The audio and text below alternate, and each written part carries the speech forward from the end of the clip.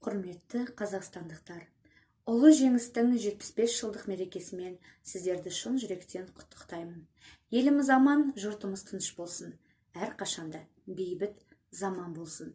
Сіздердің назарларыңызға майдангер ақын Әбу Сәрсенбаевтың «Туған жер» өлеңі.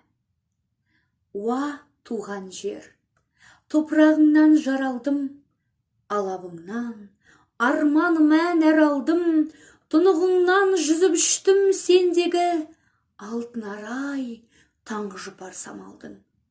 Сәл ұмытсам, қарға мені кешірме, қайда жүрсең өзің тұрдың есімде, өзің тұрдың қарлы көптан сығалап, сонау қатаң қаһарлы жыл кешінде.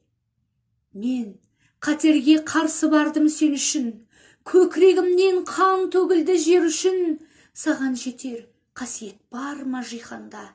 Сен ұлысың, адам сенің жемісің. Саған жетер қасиет жоқты жер теңі. Сен ұрпақтың күліп атар ертеңі. Тағдырыңды тапсыр маған туған жер.